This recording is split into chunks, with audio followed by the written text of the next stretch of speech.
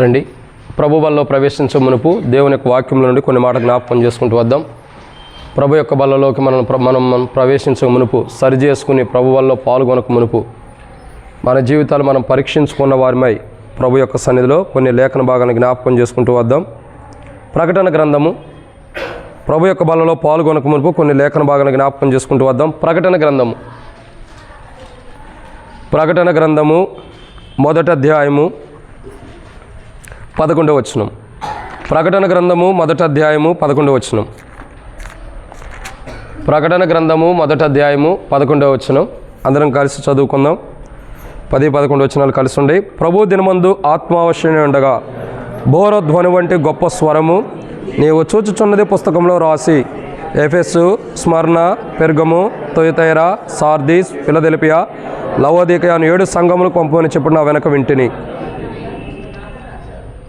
సరే, కాబట్టి దేవుని యొక్క వాక్యాన్ని చూసినట్లయితే ఒక మాట రాయబడుతూ వచ్చింది. ఇక్కడ ఈ యొక్క యోహాను రాసినటువంటి ప్రకటన గ్రంథంలో మొదటి అధ్యాయంలో 11వ వచనంలో 7 సంఘాల గురించి మనం చూస్తూ వస్తున్నాం. ఈ 7 సంఘాలు ఏంటంటే, మనం దేవుని యొక్క వాక్యంలో చూసినట్టయితే 7 ప్రాంతాల్లో ఉన్నటువంటి మందిరాలు, 7 ప్రాంతాల్లో ఉన్న సమాజం అంటే దేవుని ప్రజలు, క్షమించండి, 7 ప్రాంతాల్లో ఉన్న దేవుని ప్రజలు, ఆయా పట్టణంలో ఉన్నటువంటి ప్రజలతో దేవుడు మాట్లాడుతున్నటువంటి మాటలు. మొట్టమొదటి సంఘం ఏంటి? ఎఫెసీ. రెండవ సంఘం ఏంటి? స్మరణ. మూడవ సంఘం ఏంటి? పెర్గమ. నాలుగో సంఘం ఏంటి? తుయతైరా. 5వ సంఘం ఏంటి? సార్దిస్. 6వ సంఘం ఏంటి? ఫిలదెల్ఫియా. 7వ సంఘం ఏంటి? ఇప్పుడు మనం ఏ సంఘ కాలంలో ఉన్నాం? కాబట్టి అంటే మనం ధ్యానించే కాలం ఏంటంటే ఇప్పుడు లవోదికయ. అంటే ఇప్పటికీ 6 సంఘాల గురించి మనం గత 6 నెలల నుండి ధ్యానిస్తూ వస్తున్నాం. వీడేంటారు బాబు పట్టుకున్నది విడవట్లేదు అనుకోవద్దు. ఖచ్చితంగా ఏంటంటే వీటి గురించి మనకి ఇంపార్టెంట్. ఎందుకంటే చివరి దినాల్లో ఇదే కావాల్సింది సంఘానికి. కాబట్టి పట్టుకున్నాడు వదిలిపెట్టేదట్లేడు అనుకోవద్దు. వదిలిపెట్టలేండి, ఎందుకంటే పరిశుద్ధతలోకి వచ్చేంత వరకు లాక్కుంటూ వెళ్ళటమే. కాబట్టి దేవుని యొక్క వాక్యం చెప్పే మాట ఏంటంటే 7వ సంఘము. ఈ సంఘం ఏంటంటే లవోదికయ. లవోదికయ అనగా అర్థం ఏంటి? ప్రఖ్యాతిగాంచినటువంటి పట్టణం. ప్రఖ్యాతిగాంచినటువంటి ఫ్రుగియా అనేటటువంటి ఒక ప్రాంతంలో ప్రఖ్యాతిగాంచినటువంటి పట్టణం ఇది. ఈ పట్టణము మిగతా 5 పట్టణాల కంటే, దీంతో పాటు ఇంకా 5 పట్టణాలు ఉన్నాయి, ఇది 6వది. సో అంటే 6వది అని ఎందుకంటున్నామంటే 5 కంటే కూడా గొప్పది. కాబట్టి ఫ్రగ్యా అనేటటువంటి ప్రాంతంలో ఈ పట్టణము ప్రఖ్యాతిగాంచిందిగా ఉంది. అయితే దీని గురించి కొన్ని విషయాలు మనకు అర్థం కావాల్సిన విషయం ఏంటంటే, దేవుని వాక్యం మనకు చెప్పేటటువంటి ఒక మాట ఏంటంటే, ఇప్పటికే చూసాము లవోదిక సంఘముల గురించి. ప్రకటన గ్రంథము 3వ అధ్యాయము 14వ వచనం. లవోదికయలో ఉన్న సంఘపు దూతకు ఎలాగూ రాయము, ఆమేను అనువాడును నమ్మకమైన సత్యసాక్షియు దేవుని సృష్టికి ఆదివునైన వాడు చెప్పు సంగతులు ఏమనగా. కానీ ఈరోజు మనం చూస్తున్నటువంటి మాట ఏంటంటే లవోదికయ అనగా ఏంటి అని మనం చూస్తూ వచ్చాం. అయితే లవోదికయలో ఏముందన్నది ఆరాధన మనం చూస్తూ వచ్చాం. ఏముంది లవోదికయలో? లవోదికయలో ఏముందంటే సంఘం ఉంది. అదే గుర్తుపెట్టుకోండి, మళ్ళీ మర్చిపోవద్దు. యవనస్తులు కూడా మర్చిపోయేటట్టు ఉంటారు. అసలు నాకేం మతిమరుపు. కాబట్టి నాకంటే ఎక్కువగా మీరు మతిమరుపు ఉండవద్దు. కాబట్టి దేవుని యొక్క వాక్యం ఏంటంటే, లవోదికయలో ఆ పట్టణంలో ప్రఖ్యాతిగాంచినటువంటి పట్టణంలో ఏముంది? సంఘం ఉంది. ఇప్పుడు కరెక్ట్. కాబట్టి ఆ సంఘం ఎలాంటిది అన్నది ఒక 7 విషయాలు చూసాం. దాంట్లో మొదటి మాట దేవుని ద్వారా ప్రేమించబడింది. 2 స్వరక్తం ద్వారా సంపాదించబడింది. 3 పాపక్షమాపణ ఉంటుంది. 4 పరిశుద్ధమైనది. 5 దేవుని సన్నిధిలో ఉంటుంది. 6 విశ్వాస విషయంలో స్థిరపడింది. 7 దేవుని మహిమార్థమై దేవుని మహిమతో నింపబడింది, లేదా దేవుని మహిమ ఆవరించబడిందని చెప్పొచ్చు. ఈ కోణంలో లవోదికయలో సంఘం ఉంది. ఏముంది? చదవండి అన్నమాట. 3వ అధ్యాయము 14వ వచనం. ప్రకటన గ్రంథం.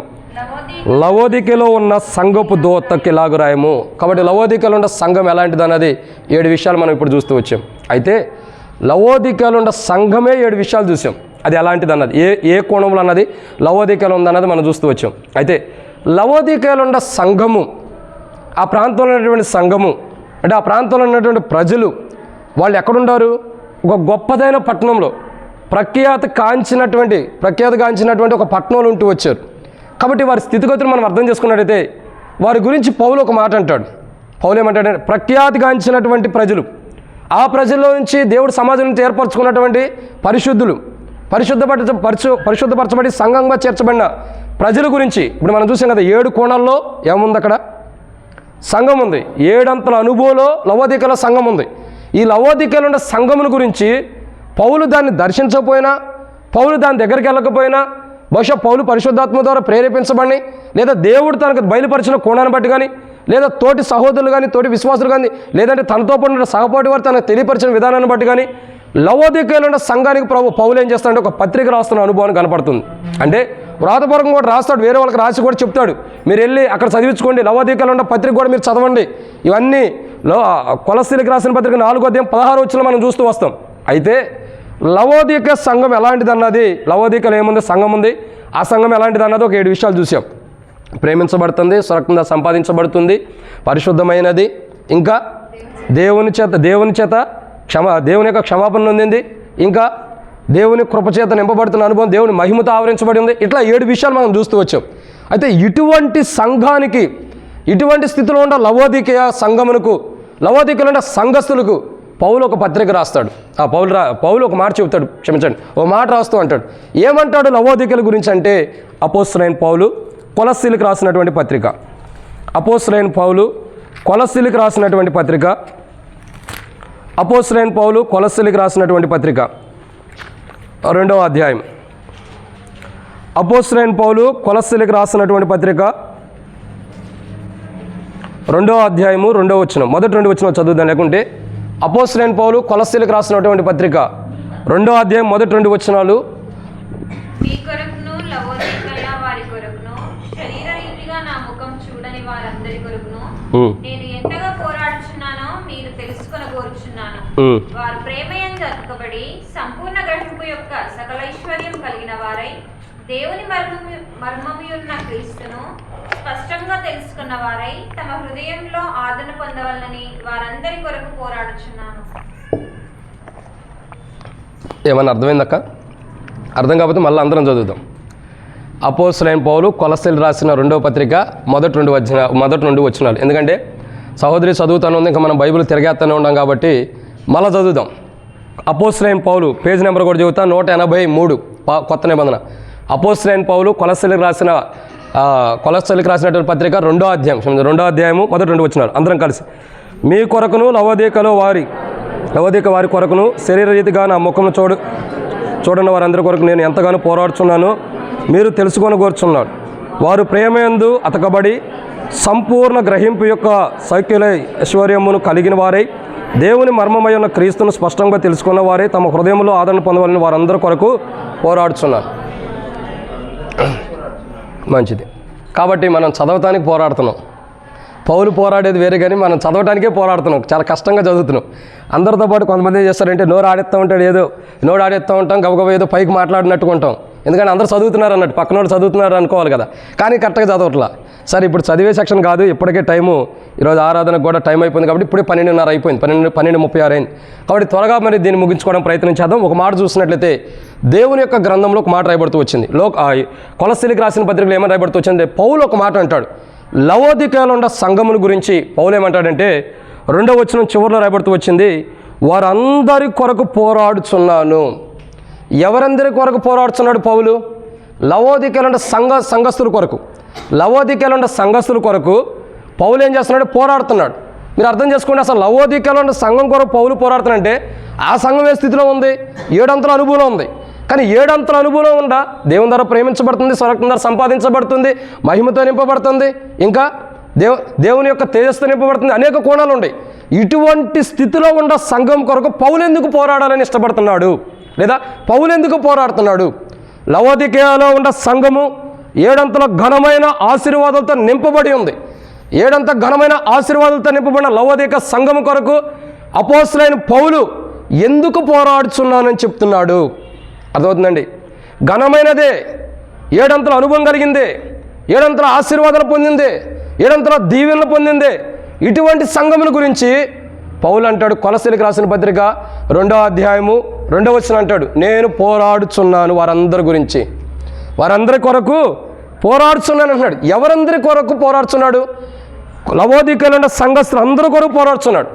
లవోదికలో ఉన్న సంఘస్థులకి దేవుడు ఇచ్చిన ఆశీర్వాదాలు అంటే 7 విషయాలు చూసాం. లవోదికలో ఉన్న సంఘస్థులు ఎలా ఉండాలనేది ఒక 7 విషయాలు ఉన్నాయి. వాటిని మనం ధ్యానించే మునుపు ప్రభు నడిపింపు కొరకు చిన్న ప్రార్థన.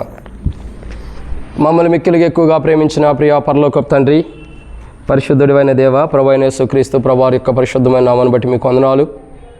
ఈ యొక్క మధ్యాహ్న కాల సమయంలో మరొకసారి మీ పరిశుద్ధమైన పాదముల దగ్గరికి వస్తున్నాను తండ్రి. ఈ మధ్యాహ్నం ప్రభా వాక్య వెలుగులో ధ్యానించబోతున్న సాయం చేయండి. నిలబడేవాడిని నేనైనా నిలబెట్టేది మీరు, మాట్లాడేవాడిని నేనైనా మాట్లాడించేది మీరు, నాలో ఆత్మ ఉన్నప్పటికీ ఆత్మని అభిషేకించేది మీరు. ప్రజలు మీ వారు వాక్యం మీద నేనంటే నిష్ప్రయోజకమైన వాడిని. ఈరోజు ప్రభు ఈ వర్తమానం ధ్యానిస్తున్న సహాయం చేయండి.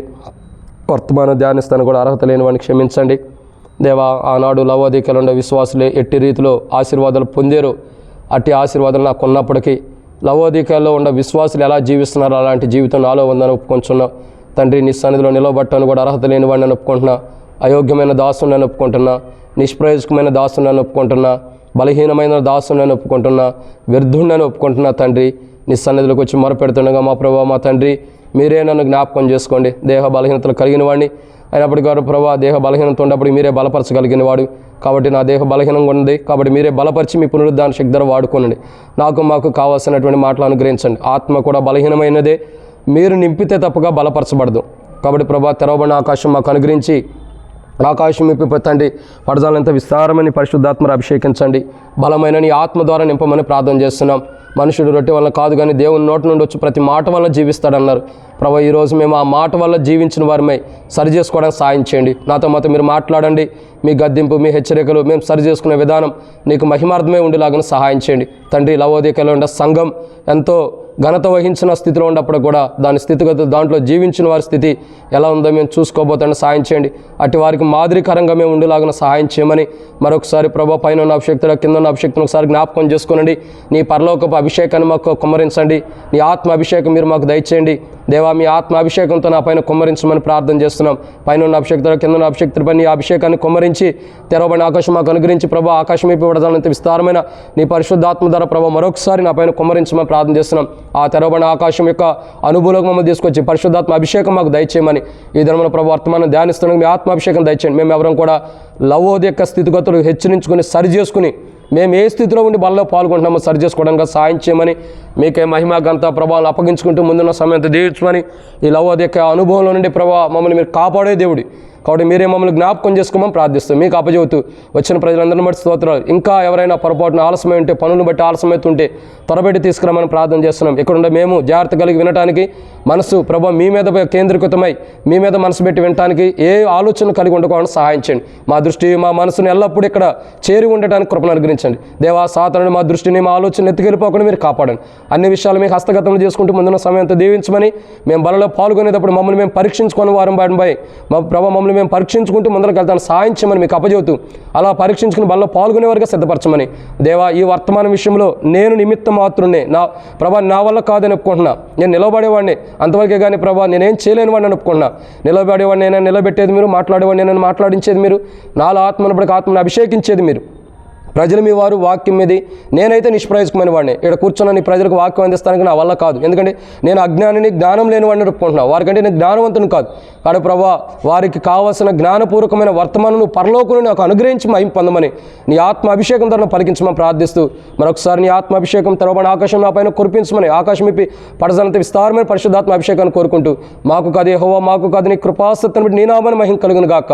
నీ ప్రజల పక్షాన నీకున్న దయ చొప్పున దయతో నన్ను జ్ఞాపకం చేసుకుని నీకున్న దయ చొప్పున దయతో నన్ను జ్ఞాపకం చేసుకుని ఆత్మ ద్వారా నడిపించి నాకు మాకు కావాల్సిన వాక్యాన్ని అనుగ్రహించమని ప్రభువైన యేసుక్రీస్తు నామం పేరిట విశ్వాసంతో ప్రార్థిస్తున్నాం తండ్రి. దేవుని యొక్క వాక్యాన్ని జాగ్రత్తగా గమనించినట్టయితే ఇక్కడ ఒక మాట రాయబడుతూ వచ్చింది. అపోస్తలుడైన పౌలు కొలస్సీలకు రాసినటువంటి పత్రిక 2వ అధ్యాయము మొదటి 2 వచనాల్లో రాయబడిన మాట ఏంటంటే లవోదికలో ఉన్న వారి గురించి మాట్లాడుతున్నాడు. పౌలు అంటాడు కదా, నేను శరీరీతిగా నా ముఖమును చూడని వారందరి కొరకును నేను ఎంతగానో పోరాడుచున్నాను. కాబట్టి లవోదికలో ఉన్న సంఘముతో లవోదికలో ఉన్న సంఘస్థుల గురించి పౌలు రాస్తూ అంటాడు. ఏమంటాడు? అక్కడున్న స్థితిగతులను బట్టి అక్కడున్న ప్రజలను బట్టి పౌలు మాట్లాడేది ఏంటంటే, అయ్యా లవోదికలో ఉన్న సంఘస్థులారా, లవోదికలో ఉన్న సంఘస్థులు అసలు సంఘం ఎలాంటిది? లవోదికలో ఉన్న సంఘము 7 అంతల అనుభవం చూసాం. అది ప్రేమించబడుతుంది, స్వరక్తం ద్వారా సంపాదించబడుతుంది, ఇంకా పాపం నుండి క్షమాపణ ఉంటుంది, ఇంకా పరిశుద్ధపరచబడుతుంది, ఇంకా ఏం చేస్తుంది? దేవుని సన్నిధిలో ఉంటుంది, అంటే సమాజంలో ఉంటుంది, సంఘంగా చేయబడుతుంది, ఇంకా విశ్వాసంలో స్థిరపరచబడుతుంది, ఇంకా దేవుని మహిమతో నింపబడింది. ఇటువంటి అనుభవం ఉండ లవోదికీయలో ఉండ సంఘముతో ప్రభు మాట్లాడుతున్నాడు. అనేక కోణాలు అంటాడు, నులివెచ్చని స్థితిలో ఉండవని. సరే, ఇవన్నీ దేవుడు మాట్లాడుతున్నాడు. ముంగడికి వెళ్ళే కొందరి మనకు చాలా టైం ఉంది, 6 నెలలు ఉంది కాబట్టి మెల్లమెల్లగా ధ్యానించుకోవచ్చు. ఇక్కడ ఒక మాట రాయబడుతుంది ఏంటంటే లవోదికయ, దాంట్లో సంఘం ఉంది. ఆ సంఘ స్థితిగతులు ఏంటి అన్నది, దానికి దేవుడు ఇచ్చిన ఆశీర్వాదాలు ఏంటని చూసాం. ఇప్పుడు ప్రభు వల్ల చూసే మాట ఏంటంటే లవోదికయలో ఉన్న సంఘము దేవుడిచ్చిన ఆశీర్వాదాలు పొందినప్పటికీ అది ఎలా జీవిస్తుంది అంటే, లవోదికయలో ఉన్న సంఘము దేవుని ఆశీర్వాదాలు పొందింది. ఇటువంటి సంఘంగా దేవుడు సిద్ధపరిచాడు. ఇటువంటి సంఘముగా సిద్ధపరచబడిన లవోదికలో ఉన్న ప్రజలు లేదా విశ్వాసులు ఎలా ఉండారు అని అంటే కొన్ని అనుభవాలు మనం జ్ఞాపకం చేసుకోవచ్చు. దాంట్లో మొదటి మాటను చూసినట్టయితే రండి, కొలస్సీలకు రాసినటువంటి పత్రిక 2వ అధ్యాయం. కొలస్సీలకు రాసిన పత్రిక 2వ అధ్యాయం 2వ వచనం. మీ కొరకును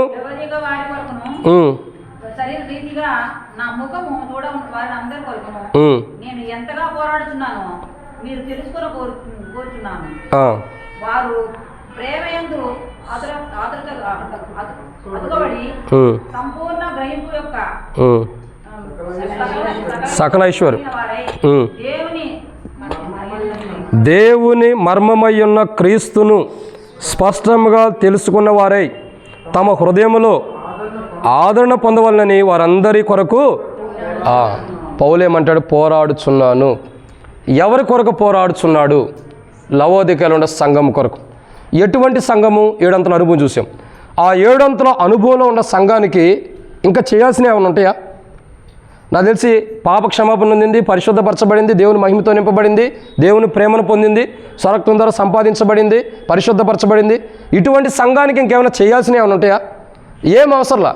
కానీ పౌలు అంటున్నాడు, నేను మరలా పోరాడుచున్నాను అంటున్నాడు. ఇటువంటి స్థితిలోకి వచ్చిన లవోదిక సంఘం కొరకు పౌలు ఏమంటాడంటే నేను పోరాడుచున్నాను అంటున్నాడు. అసలు ఇటువంటి స్థితిలో ఉండడానికి ఇంకా పౌలు పోరాడాల్సినంత అవసరం లేదు. ఎవరి కొరకు పోరాడాలా? ఎవరి కొరకు అంటే లోకంలో పాపంలో పడిపోయిన వారి కొరకు పోరాడాలి. మరి లవోదికయలో ఉన్న సంఘం ఎలాంటిది? 7 అంతల అనుభవం ఉంది. మరి దీని కొరకు పౌలు ఎందుకు పోరాడుతున్నాడు? పౌలు అంటాడు కదా, నేను పోరాడుతున్నానట్టి వారందరి కొరకు. ఎటువారు అంటే బైబిల్ రాయబడుతూ వచ్చింది. లవోదికయలో ఉన్న సంఘస్థుల కొరకు పౌలు పోరాడుతున్నాడు. ఎందుకు పోరాడుతున్నాడు? అసలు పౌలు 7 అంతల అనుభవం ఉన్న లవోదిక సంఘం కొరకు ఎందుకు పోరాడుతున్నాడంటే కొన్ని విషయాలు ఉన్నాయి. దాంట్లో మొదటి మాట ఇక్కడ రాయబడుతూ వచ్చింది, సకల ఐశ్వర్యము కలిగిన వారై. లవోదికయలో ఉన్న సంఘం ఎలా ఉంది? సకల ఐశ్వర్యములు. అంటే సకల ఐశ్వర్యములు అంటే లవోదికయలో ఉన్న సంఘం ఎలాంటిదంటే సకల ఐశ్వర్యం కలిగి ఉంది. సకల ఐశ్వర్యం అంటే అన్నిట్లో ఐశ్వర్యవంతులుగా ఉంటారు. ఒక విషయంలో కాదు, ఒక కోణంలో కాదు. లవోదికయలో ఉన్న సంఘస్థులు ఎలా ఉండారంటే సకల ఐశ్వర్యవంతులుగా ఉన్నారు. అన్ని విషయాల్లో, ఆస్తిలో, ధనములో, డబ్బులో, ఇంకా చూసినట్టయితే పేరులో, ప్రఖ్యాతిలో, అన్నిట్లో కూడా ఐశ్వర్యవంతులు ఉంటూ వచ్చారు. లవోదికయలో ఉన్న సంఘస్థులు, 7 అంతల అనుభవం ఉన్నటువంటి విశ్వాసులు అన్నిట్లో కూడా ఎలా ఉంటారు? సకల ఐశ్వర్యంలో ఎంతో ప్రఖ్యాతి గంచిన వారికి ఉంటారు. సకల ఐశ్వర్యాల్లో వాళ్ళు ఎలా ఉంటారంటే కొలస్సీలకు రాసిన పత్రిక 2వ అధ్యాయం 2వ వచనం రాబడుతూ వచ్చింది, సకల ఐశ్వర్యం కలిగిన వారు ఉంటూ వస్తున్నారు. ఎవరు? లవోదికయలో ఉన్న సంఘస్థులు. సకల ఐశ్వర్యం కలిగి ఉంటారే కానీ క్రీస్తుని కలిగి లేరు. వాళ్ళు ఏం కలిగి లేరు? అందుకే ఉంది, ఒకడు సర్వలోకము సంపాదించుకుని ఏం పోగొట్టుకుంటాడు? ప్రాణం. ఒకడు సర్వలోకం సంపాదించుకుని ప్రాణం పోగొట్టుకుంటే ఏముంది? చుట్టుపక్కల ఉన్న 5 పట్టణాల్లో ఇదే ఘనత వహించింది. మంచి పేరు ఉంది, మంచి వస్త్రాలు అక్కడ తయారు చేయబడతాయి, మంచి ధనం ఉంది, సమృద్ధి అయిన ధనం. ఇంక ఈ లవోదిక సంఘం ఎలాంటిది తెలుసా? ఒకానొక సమయంలో, అంటే ఆ డేట్ నాకు పూర్తిగా గుర్తులేదు, ఒకానొక సమయంలో భూకంపం వచ్చింది ఆ ప్రాంతం మొత్తం. ఆ పట్టణంలో భూకంపం వస్తే సహజంగా ఒక దేశానికి ఏదైనా భూకంపం వస్తే మరొక దేశాలు సహాయం చేస్తాయి. ఏమని? బాగున్న దేశాలు ఏంటంటే ఇదిగో మీ దేశాల్లో ఇలా ఇల్లు కూలిపోయి ఇలా మనుషులు చనిపోయారు కాబట్టి మీరు ఏదన్నా కొద్దిగా సమకూర్చుకోండి అని చెప్పి కొంత హెల్ప్ చేస్తూ ఉంటాయి. కానీ హెల్ప్ అడుగుతారు కూడా. వేరే ప్రాంతాల్లో కూడా ఏం చేస్తారంటే హెల్ప్ అడుగుతారు, మాకు కొద్దిగా సహాయం చేయమని. ఆయా దేశస్తులు కానీ పట్టణాల్లో కానీ రాష్ట్రాలే అడుగుతూ ఉంటాయి. కొన్ని కేంద్రం దగ్గరికి వెళ్ళి ఏమంటారు, కేంద్ర రాజధాని దగ్గరికి వెళ్ళి, ఇప్పుడు ముఖ్యమంత్రి ఉన్నాడు అనుకోండి, ప్రధానమంత్రి దగ్గరికి వెళ్ళి అడుగుతాడు, ఏమని? మా రాష్ట్రానికి ఎలా ఉంది, ఈ అవసరం ఉంది, కొద్దిగా సహాయం చేయమని అడుగుతాడు. అంటే ఒక బాధ వచ్చినప్పుడు మరొక వ్యక్తిని సహాయం అడుగుతాడు. కానీ లవోదిక సంఘం ఎలాంటిదంటే తాది పట్టణం అంతా కూడా, పట్టణం అంటే ఏమంటారు, భూకంపం వచ్చినప్పుడు ఆ పట్టణం అంతా కూలిపోయినప్పుడు కూడా వేరే వాళ్ళ సహాయం లేక కట్టుకొని పడిందంట. అది ఎలా ఉంది? వేరే వాళ్ళ సహాయం అడగలేదంట, వేరే వాళ్ళ సహాయం కూడా తీసుకోవడానికి ఇష్టపడలేదంట. అలా తీసుకోకుండా తన పట్టణాన్ని తానే మరలా కట్టుకున్నది లవోదిక సంఘం. అంటే అంత ధనవంతురాలని అర్థం, అంత సమృద్ధి కలిగిందని అర్థం. అయితే ఇక్కడ బైబిల్ చెప్పేటటువంటి ఒక మాట ఏంటంటే, సకల ఐశ్వర్యం ఉంది కానీ క్రీస్తు లేడు.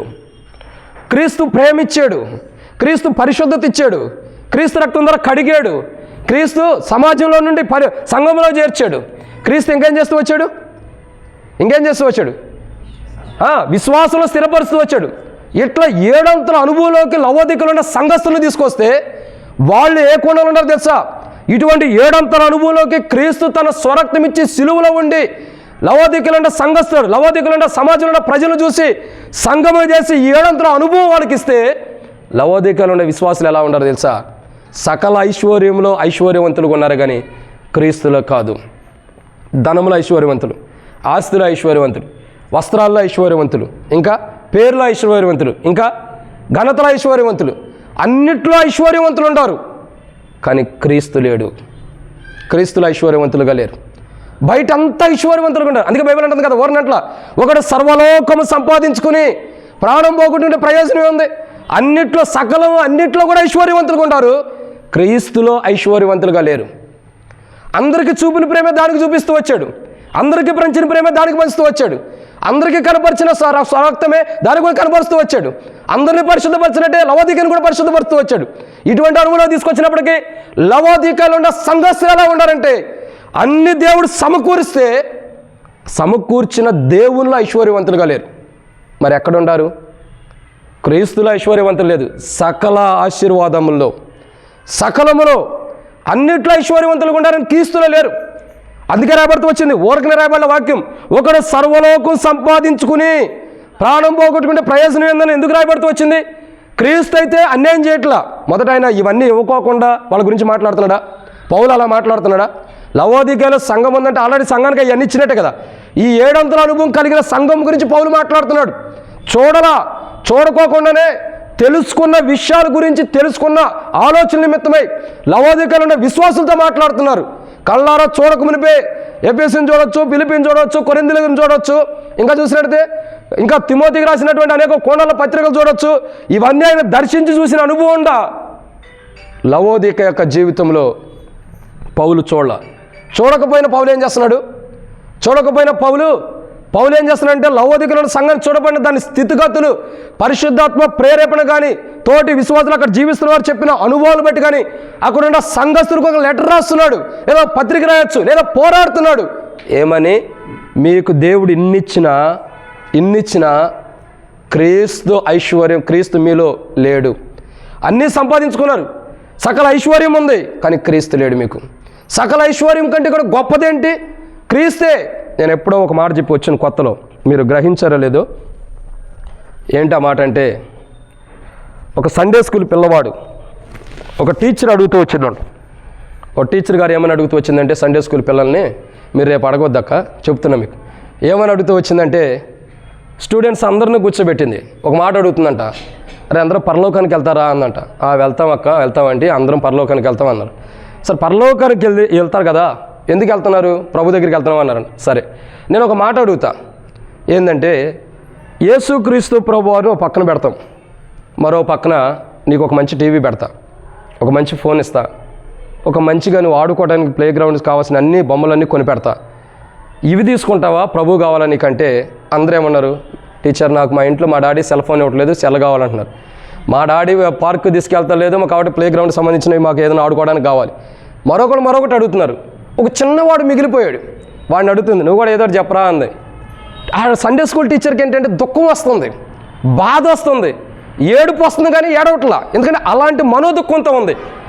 అప్పుడు అడుగుతుంది సండే స్కూల్ టీచరు ఈ పిల్లవాడిని అడుగుతుంది, ఏమని? అయ్యా నువ్వు కూడా చెప్పు, అందరూ చెప్పారు కదా, ఒకటి తీసుకుపోతున్నాడు, నీకు కావాల్సింది దీంట్లో లేదా అంది. నీకు కావాల్సింది లేదా? నీకంటే ముందు అందరూ తీసుకుపోయారంటే పిల్లవాడు ఒక మాట అంటాడు, టీచర్ ఈ లోకమంతా పక్కన పెట్టిన నాకు యేసు ప్రభువే కావాలి. ఎందుకంటే తెలుసా, ఈ లోకం కంటే గొప్పవాడు యేసు ప్రభు. అది మాకు ఎన్నోసార్లు తెలియపరచబడుతూ వచ్చింది. మా తండ్రి చెప్పొచ్చు, మా తల్లి చెప్పొచ్చు, మా కుటుంబీకులు చెప్పొచ్చు, మా సేవకుడు చెప్పొచ్చు, మా సంఘస్థులు చెప్పొచ్చు, అనేకులు చెబుతూ వచ్చారు. విలువ కలిగింది ఏంటంటే ప్రభువే. ఈ లోకంలో ఉన్న వాటన్నిటికంటే కూడా, వాల్యుబుల్ కలిగిన వాటన్నిటికంటే కూడా, విలువైన వాటన్నిటికంటే కూడా క్రీస్తు చాలా విలువైన వాడు. అతన్ని కలిగి ఆయన్నే సంపాదించుకోమని మా కుటుంబీకులు చెబుతూ వచ్చారు టీచర్. నాకు యేసు ప్రభువే కావాలి, యేసు ప్రభువే. సండే స్కూల్లో ఎంతోమంది పిల్లలు ఉన్నారు. ఆనాడు కాలు బలం కలిగి 6 లక్షల మంది బయటకు వస్తే 2 మాత్రమే కానాల్లోకి ఎలా ప్రవేశించారు? సండే స్కూల్లో 100 మంది ఉన్నప్పటికీ, 50 మంది ఉంటే 20 మంది ఉన్నప్పటికీ ఒక్కడు మాత్రమే ప్రభువుని కావాలని కోరుకుంటున్నాడు. మిగతా వాళ్ళు లోకాశల్లో పడిపోయి ఉంటారు. అందుకే అర్థం చేసుకోవాల్సిన విషయం ఏంటి తెలుసా? ఆ చిన్నవాడికి ఎంత జ్ఞానం ఉండకపోతే ప్రభువే కావాలని కోరుకుంటున్నాడు. ఈ లోకంలో ఎంత ఉండే అవసరం లేదు.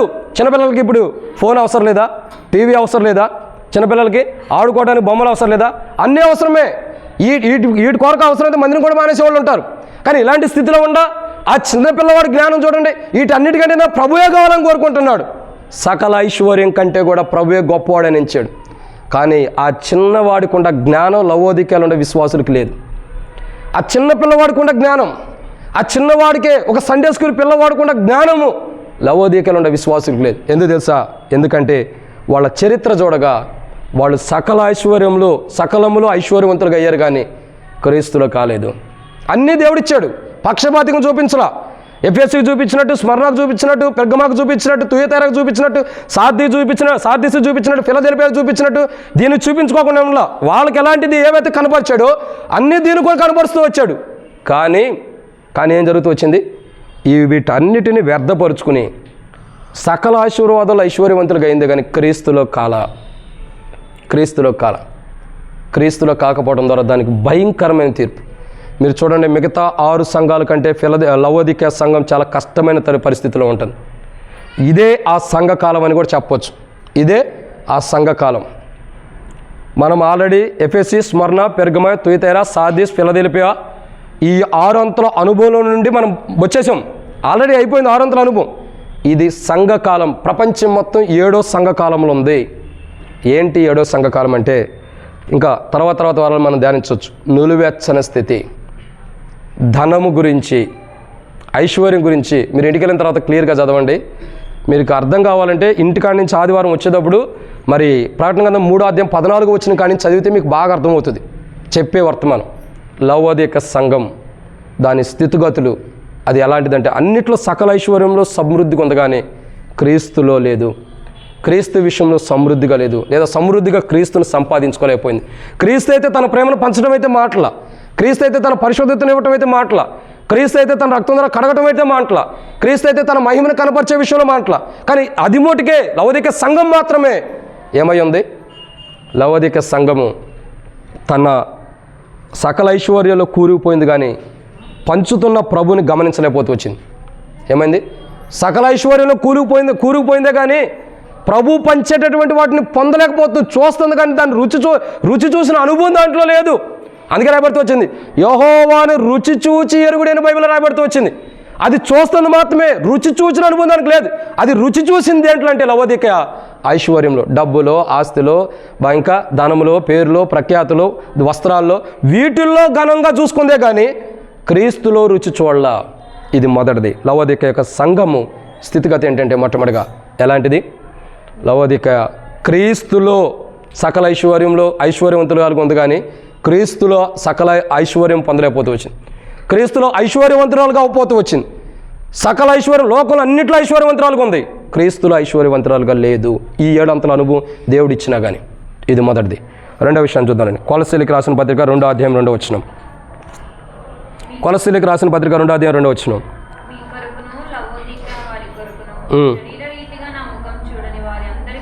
కొద్దిగా స్పీడ్గా చదువక్క.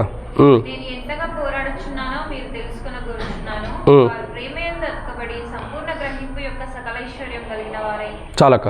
కాబట్టి ఇక్కడ రెండో మాట ఏంటంటే లవోదికలో ఉన్న సంఘస్థితి ఎలా ఉందంటే గ్రహింపు యొక్క అంటే అర్థం ఏంటి? గ్రహింపు లేనిదిగా కనబడుతూ వస్తుంది. లవోదికలో ఉన్న సంఘం ఎలా ఉంది? గ్రహింపు లేదు, అన్నీ ఉన్నాయి. ఒకటి సకల ఐశ్వర్యంలో బాగానే ఉంది, క్రీస్తుని సంపాదించుకోకుండా ఉంది. 2 లవోదికలో ఉన్న సంఘం ఎలా ఉందంటే గ్రహింపు లేదు. ఏం లేదు? గ్రహింపు. చూస్తుంది, ప్రభు ప్రేమను చూస్తుంది, ప్రభు రక్తం ద్వారా కడగబడిన విధానం తెలుసుకుంటుంది, పరిశుద్ధత పొందుతుంది, కానీ వాటి గురించి గ్రహింపు లేదు. వాటి గురించి గ్రహింపు అన్నది లేదు. దేవుని మహిమతో నింపబడుతుంది. ఆ దేవుని మహిమ గురించి గ్రహింపు లేదు. ఆ దేవుని మహిమ గురించి గ్రహింపు లేదు. ఆ దేవుని యొక్క తేజస్సు నింపమని ఆ తేజస్సు గురించి గ్రహింపు లేదు. ఆ దేవుని పరిశుద్ధత ఇచ్చిన ఆ పరిశుద్ధత గురించి గ్రహింపు లేదు. ఆ దేవుని ప్రేమనిచ్చిన ప్రేమను గురించి గ్రహింపు లేదు. లవోదికయలో ఉన్న సంఘానికి దేవుడు బయలుపరిచాడే కానీ, లవోదికయలో ఉన్న సంఘానికి దేవుడు సమకూర్చాడే కానీ, దేవుడు 7 అంతల ఆశీర్వాదాలు ఏవైతే సమకూర్చారో వాటిని గురించినటువంటి గ్రహింపు లేని స్థితిలో జీవిస్తూ వస్తుంది. ఎలా ఉంది? గ్రహింపు లేనటువంటి స్థితిలో దేవుడు 7 అంతల ఆశీర్వాదాలు ఏవైతే ఇస్తూ వచ్చాడో, ఏవైతే 7 అంతల ఆశీర్వాదాలు అందరితో పాటు పక్షపాతం చూపించుకోకుండా లవోదికయలో ఉన్న ప్రఖ్యాతిగాంచిన పట్టణాన్ని కనపరుస్తూ వచ్చాడు. దేవుడు అందరితో పాటు ఆ పట్టణాన్ని కూడా 7 అంతల అనుభవాన్ని కనపరిచిన 7 అంతల అనుభవంలోకి దాన్ని తీసుకొచ్చిన ప్రభువుని గురించి గ్రహింపు లేకుండా. అందుకే పౌలు అంటాడు, నేను అటు వారందరి కొరకు పోరాడుతున్నాను. ఎట్టి వారందరి కొరకు పోరాడుతున్నాడు? ఎట్టి వారందరి కొరకు? లోకంలో సకల ఐశ్వర్యం కలిగిన వారు, క్రీస్తుని కలిగి ఉండలేనటువంటి వారు, సకల ఐశ్వర్యం కలిగిన వారికి మారు మనసు కొరకు పోరాడుతున్నాడు. రెండోగా చూసినట్లయితే గ్రహింపు లేనటువంటి వారికి మారు మనసునిచ్చి గ్రహించే మనసు కొరకు పౌలు పోరాడుతున్నాడు. ఏం చేస్తున్నాడు? పోరాడుతున్నాడు. అటువంటి వారి కొరకు, అందరి కొరకు. ఎవరి కొరకు? ఈ లోకంలో సకల ఐశ్వర్యాలు సంపాదించుకుని క్రీస్తుని సంపాదించుకోలేని వారి కొరకు పోరాడుతున్నాడు. ఈ లోకంలో చూసినట్లయితే అన్నిటి వైపు గ్రహింపు ఉండదు, కానీ క్రీస్తు బయలుపరిచిన 7 అంతల ఆశీర్వాదాల గ్రహింపు లేక నిస్సహాయ స్థితిలో నశించిపోతున్న మనుషుల కొరకు, మారు మనసు కొరకు పోరాడుతున్నాడు పౌలు. దగ్గరికి వెళ్ళాలా, అయినా కానీ తన ప్రార్థన జీవితంతో, దేవుని సన్నిధిలో తను గడిపే జీవితంతో, దేవునితో తనకున్న సన్నిహితాన్ని బట్టి, దేవునితో తనకున్న సావాసాన్ని బట్టి, దేవునితో తనకున్న ప్రేమను బట్టి లవోదికయలో ఉన్న సంఘస్థుల్లో గ్రహింపు లేదు కాబట్టి గ్రహింపు తీసుకురావడం కొరకు పౌలు ఏం చేస్తున్నాడంటే పోరాడుతూ వస్తున్నాడు. అనేక రకమైన వాక్యాలు రాసి వారికి పంపిస్తున్నాడు. ఈరోజు ప్రకటన గ్రంథం ఎందుకు ధ్యానిస్తున్నాను తెలుసా? గ్రహింపు రావటం కొరకు. మన చివరి దిశల్లో ప్రకటన గ్రంథం ప్రాముఖ్యమైనది. లవోదికయ సంఘ కాలంలో మనం ఉండం. ఎఫెసీ, స్మరణ, పెర్గమ, తుయతైర, సార్దిస్, ఫిలదెల్ఫియా అన్నీ పోయినాయి. ఇప్పుడు ఏ సంఘ చరిత్రలో ఉన్నామంటే 7వ సంఘ చరిత్రలో ఉన్నాం. 4000 సంవత్సరాలు క్రీస్తు రాకమునుపు, క్రీస్తు వచ్చిన తర్వాత 2 ఎన్ని మొత్తం? 4000, 2000 ఎంత? 6000. 6000 అయిపోయిన తర్వాత ఇది ఎన్నోది? 6000 దాటేసింది. ఇది 7000 కాలంలో ఉండం.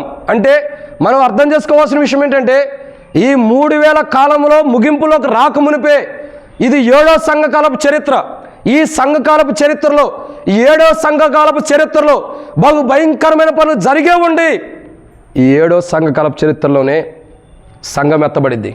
కంప్లీట్ అవుతున్న దినాల్లో ముగింపులో సంఘం ఎత్తబడిద్ది. 7 ఏండ్లు సంఘము దేవుని రాజ్యంలో విశ్రాంతి తీసుకునేది. 7 ఏండ్లు భూమి మీద భయంకరమైనటువంటి శ్రమలు జరగబోతున్నాయి. 7 ఏండ్లు శ్రమలు, 7 ఏండ్ల సంఘకాలం చాలా బహు భయంకరమైనది. ఆ సంఘకాలపు చరిత్రలో, ఆ విడవబడిన స్థితిలో, ఆ భయంకరమైన 7 ఏండ్ల శ్రమల కాలంలో మనం ఉండకూడదనే యోహానికి పద్మాసు దీపంలో దేవుడు ప్రత్యక్షతలో కనపరిచి లవోదిక లాంటి వారు ఇంకా ఉంటారేమో, లవోదిక స్థితి కలిగిన వారు ఇంకా సంఘాలు ఉంటారేమో, లవోదిక స్థితి కలిగిన వారు ఇంకా మందిరాలు ఉంటారేమోనని హెచ్చరికలతో దేవుడు ప్రేమతో రాపించి పంపిస్తున్నాడు. నేనంట అసలు దేవుడు ఇది రాపిపోతే, ప్రకటన గ్రంథం రాపికపోతే మన చరిత్రలు ఏంటి? ఏముంటుంది? రోజు తప్పు చేస్తాం, ప్రభు దగ్గరికి వచ్చాం, పాపాలు ఒప్పుకుంటాం, అంతే. బల దగ్గరికి ఎట్లా వస్తున్నాం అట్లాగే ఉండేవాళ్ళం. ఒకవేళ తప్పు చేసినప్పుడు ప్రభు వస్తే, ఏదైనా తప్పు మాట మాట్లాడినప్పుడు ప్రభు వస్తే మనకు జరగబోయే శిక్ష ఏంటి? మనం ఏ తీర్పు పొందబోతున్నాం? రక్షణ, మార్మోస్, బాప్తిసం పొందినందుకు మాత్రం దేవుని రాజ్యం లేదు. జీవితం కాపాడుకోవాలి, పరిశుద్ధపరచుకోవాలి, ఇలా ఉండనని తెలియపరచడానికి ప్రకటన గ్రంథం రాయబడుతూ వచ్చింది. ఆ ప్రకటన గ్రంథమే రాయకపోతే మన జీవితాలు ఏ భేదం లేదు, అందరూ నరకానికి వెళ్ళిపోతారు. ప్రకటన గ్రంథం రాయటం ద్వారా ఒక గ్రహింపు మనుషుల్లోకి వస్తుంది. 7 సంఘాల గురించి ఎందుకు రాశాడంటే ఇదే, గ్రహింపులోకి రావటం. ఆ సంఘకాలంలో ఆ ప్రజలు ఎలా ఉండారు, మీరు అలా ఉండొద్దు. ప్రతి దానికి మాట్లాడుతున్నాడు. ఒక ఫిలదెల్ఫియా గురించి తప్పక. ఫిలదెల్ఫియా గురించి ఏమంటాడు? సహోదరి ప్రేమ ఉంది మీలో, కానీ మీకు కలిగిన ఒక కిరీటాన్ని ఇచ్చి దాన్ని పోగొట్టుకొని కాపాడండి అన్నాడు. మిగతా 5 సంఘాల గురించి చూస్తే ఏదో ఒక లోపం ఎత్తి చూపిస్తున్నాడు. ఎందుకు? అట్టి లోపములు క్రీస్తు శరీరంలో మీలో ఉండకూడదు. అట్టి లోపములు క్రీస్తు శరీరంలో మీలో ఉండకూడదని ప్రకటన గ్రంథం రాస్తున్నాడు. ప్రియులారా, గ్రహింపు అవసరం. ఎందుకు ఇన్ని మాటలు ధ్యానిస్తున్నాం? 7 మాటలని. 7 అంటే అర్థం ఏంటి తెలుసా? సంపూర్ణతలోకి రావాలనే గ్రహింపు కొరకు 7 మాటలు ధ్యానించేది. చాలామంది అనుకుంటారు సేవకుడికి ఏం పని పాట లేనట్టుంది, 7 మాటలు చెబుతాడు, టైం వేస్ట్ చేస్తున్నాడు అనుకోవచ్చు. నేను ఒక మాట చెప్పమంటారా? ఒక్క దినము దేవుని మందిరంలో గడిపితే ఎన్ని దినాల కంటే శ్రేష్టం? ఒక్క నిమిషం దేవునిలో గడిపేవంటే 1000 నిమిషాల కంటే శ్రేష్టకరమే. ఒక స్త్రీ ఉంది బైబిల్లో, 84 సంవత్సరాల విధవరాలుగా ఉంది. 84 సంవత్సరాల విధవరాలుగా ఉండి రేయింబాగలు దేవుని సన్నిధిలో గడుపుతుందంట. ఎంత గొప్ప ధన్యతలోకి వచ్చిందో చూడండి, ఎంత గొప్ప ధన్యతలు. ప్రియులారా, మనం అర్థం చేసుకోవాల్సిన విషయం ఏంటంటే దేవుని మందిరంలో సమయాన్ని కేటాయించి ఆ వాక్యాన్ని విని గ్రహింపు తెచ్చుకోవాలి. గ్రహింపు ఈ రోజుల్లో సంఘంలో మందిరాల్లో ఎందుకు గ్రహింపు ఉండలేదు తెలుసా? సమయం అన్నది లేదు, సమయం లేదు. ఆరంభ దినాల్లో ఎందుకు గ్రహింపు వచ్చింది తెలుసా? ఉదయం 10 స్టార్ట్ చేస్తే సాయంత్రం 4-5 అయ్యేది. నాకు తెలిసినంత వరకు కూడా హెబ్రోన్లో సాయంత్రం 4-5 అయ్యేది. మళ్ళీ సువార్తకి వెళ్ళి సువార్త చేసి వచ్చిన తర్వాత సాయంత్రం 5-5:30కు భోంచేసేవాళ్ళం. అప్పుడు భోంచేసి మళ్ళీ గాస్పల్ మీటింగ్ కూర్చునేవాళ్ళం. సమయం ఉండేది కాదు. సమయం ఎప్పుడు చూడాల. ఎందుకు? దేవుని సన్నిధిలో గడపటం అనేది ఒక్క నిమిషం గడితే అది ఆశీర్వాదకరమే. ఇంకా మేము ఆ దినాల్లో అయితే ఇంటికి వెళ్తాను కూడా ఇష్టపడేవాళ్ళం కాదు. 4-4:30 5 అయినా పరిచర్య అయిపోయేది. 3 వర్తమానాలు సాయంత్రం అయ్యేది. ఆ తర్వాత కూడా సువార్తకి వెళ్ళి వచ్చిన తర్వాత భోంచేసేవాళ్ళం. భోంచేసి మళ్ళీ ఏం చేసేవాళ్ళం? అవన్నీ కడిగేసేసి మరలా సువార్త గుడికి కూర్చునేవాళ్ళం. మరలా ఎప్పుడు ఇంటికి? రాత్రి 9 తర్వాత ప్రేమ విందు తిని మరలా మందిరంలో అప్పుడు ఇంటికి వెళ్ళేవాళ్ళం. అంటే రోజు మొత్తం ఎందుకు గడపడానికి ఇష్టపడేవాళ్ళం తెలుసా? అలా రోజు మొత్తం సమయం చూసుకోకుండా దేవునిలో గడిపాం కాబట్టి ఈరోజు ఈ ధన్యత దేవుడిచ్చాడు. ఈ ధన్యత, ఈ ప్రత్యక్షత, ఈ ప్రకటన గ్రంథం గురించి ధ్యానించే ధన్యత ఈరోజు ఇచ్చాడు. అదే ఆ రోజు ఆ దేవుని సన్నిధిలో ఒక్క నిమిషం కూడా గడపడానికి ఇష్టపడకపోతే ఈ ధన్యత వచ్చేది కాదు. గ్రహింపు కొరకే గడిచింది. గ్రహింపు కొరకే. దేవుడు ఏం మాట్లాడతాడు?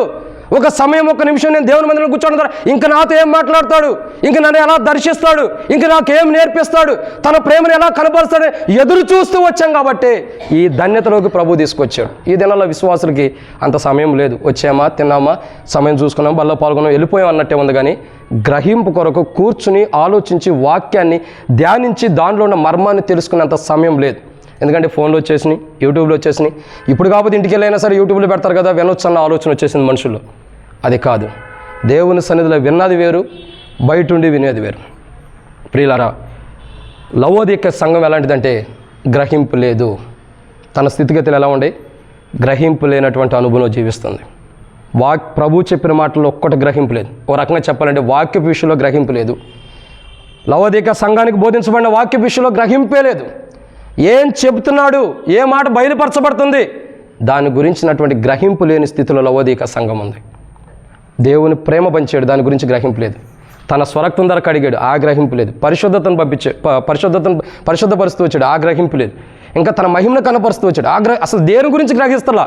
ఒక సంఘంగా చేయబడ్డాం అంతే, ఒక దేవుని బిడ్డలకుండా అంతే, రక్షణ మార్మోస్ పొందాం అంతే, బాప్తిసం పొందాం అంతే. బాప్తిసం ఏంటి? మా జీవితాన్ని మార్చి దేవుడు పరలోక రాజ్యాన్ని తీసుకెళ్తాడు అంతే. బాప్తిసం పొందాం ఇంతే. ఈ స్థితిలోనే ఉంది కానీ ఇటువంటి అనుభవంలోనే ఉంది కానీ ఇంకొక స్థితిలో ఉంది. ఏంటి? అటు ఇటు కానీ మధ్య రీతిలో ఉంది. అందుకే నిలువెచ్చని స్థితి. అటు చల్లగాలేదు, ఇటు వెచ్చగాలేదు, నిలువెచ్చని స్థితిలో ఉంది. ఏమని? అటు ఇటు 2 పడవల మీద కాలేసి ఉంది. ఇటువంటి స్థితిలో ఉంది కానీ గ్రహింపు లేదు. పూర్తిగా గ్రహింపు ఉంటే నిలువెచ్చని స్థితిలో ఎందుకు ఉండేది? ఒకే స్థితిలో ఉండేది. కాబట్టి లవోదిక సంఘము నిలువెచ్చని స్థితిలో ఉంది, అయితే అది గ్రహింపు లేదు. దేవుడు 7 ఆశీర్వాదం ఇచ్చిన గ్రహింపు లేనటువంటి స్థితిలో ఉంది లవోదిక. ఈరోజు మనం కూడా ఇప్పటికి 6 సంఘాల గురించి 6 నెలల నుంచి ధ్యానించాం.